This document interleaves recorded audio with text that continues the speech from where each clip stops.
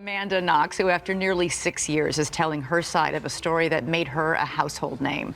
Back in 2007, while studying in Italy, Amanda was charged and convicted in the murder of her roommate, Meredith Kircher.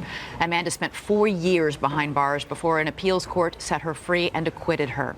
Her memoir, Waiting to be Heard, is out in stores now, and this morning she joins us with her mother, Etta, her father Kurt, and her sister Deanna. It's good to see the three of you again. And Amanda, good to have you here in the studio. Yes. I remember when I first met you, which was just a few months after Amanda was arrested. The three of you vowed you would never, ever leave her behind, leave her alone. That's right. And you kept your word. Yep. Absolutely. Yep. Of course. That's what you do as a family. You never wavered, despite all the expense, all the countless transatlantic trips, all the enormous disruption to every one of your personal lives? No, never. No, I mean, you know, as a mom, you would, I think any mom would take care of their kid and do what they needed to do. What is it like for you, Amanda, to hear that?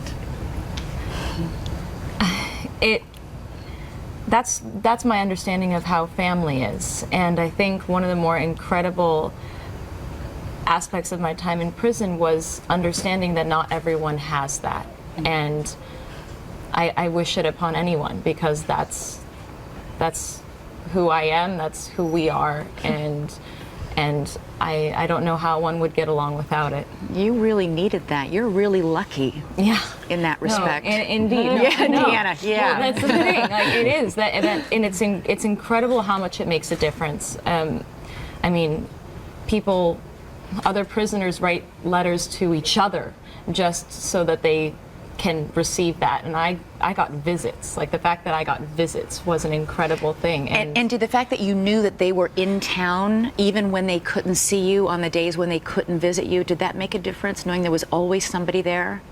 Absolutely. I mean, I wasn't alone, and that when everything is this storm around you and you feel like you're just being pinpointed,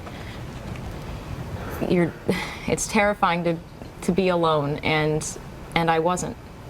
I'll never forget interviewing you, Kurt, and Deanna on the night, just 3 hours after Amanda was convicted in Perugia in 2009. It was the middle of the night. Etta, in the courtroom, you had collapsed in anguish because you couldn't even speak. Yeah. Deanna, you were so distraught you got physically sick to your stomach at the courthouse. This is you and Kurt just hours after that verdict was handed down. Let's take a listen. I was stunned. I said, how could you even do this with what was presented in the court of law?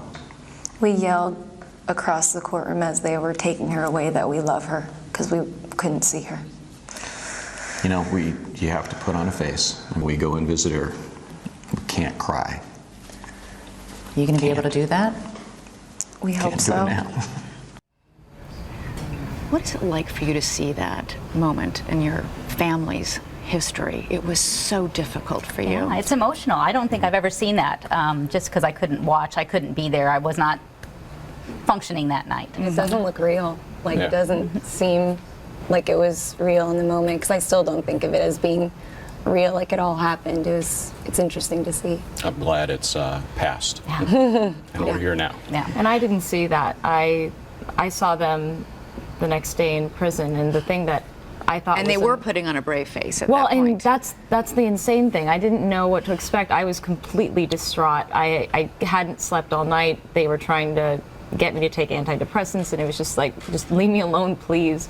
And when I got there and I sat down with them, I didn't know what to say. Like, I didn't know what to do. And it was actually Delaney of all, like, she was a little child, sister. my littlest sister, this child who just told me, looked at me with this straight face, it's going to be okay. And I was like, oh my God. Of babes, Exactly. You know, you've said, Amanda, that you still suffer from panic attacks. What sets them off for you? What makes that happen? I mean, it can be something as simple as a movie that I watched a movie recently in which there was an Italian dialect, and one of the words that I heard, affacciati, which means essentially come to the window so I can talk to you. and it was what prisoners would say to each other to come to the bars so that they could talk to each other across the hall. And I heard someone saying that, and I couldn't breathe. And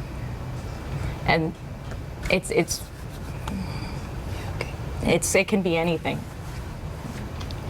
If you Google the name Amanda Knox, you get 7.1 million hits. You all know better than anybody that hundreds of thousands of those are not kind, some of them viciously unkind. Doug Preston, who is a supporter of yours, wrote, quote, "Anti-Amanda bloggers have become a cyber mob not unlike the witch hunts of medieval Europe." How do all of you handle the strong emotions people still have about you and your innocence or guilt?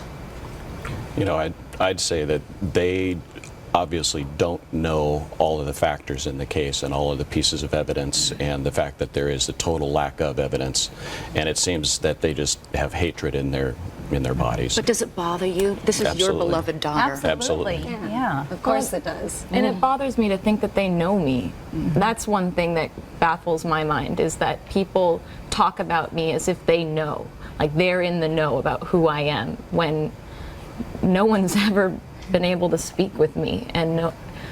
They don't talk know who about she they is. know her You know, personality. I tend to stay away from it, and I guess someone told me, no matter what, everybody has, there's unfortunately people out there that are just kind of filled with hate, and they vent that anonymously through the internet. It's a really interesting kind of phenomenon that I think there needs to be conversation about. I think there will be. Yeah. Kurt and Etta, Deanna, it's so wonderful to see you under so much happier conditions here in New Thank you York so City. much. Amanda, it's nice to finally meet you after all these years of covering you. All right. you so Good much. luck with the book. Waiting to Be Heard is on store shelves now.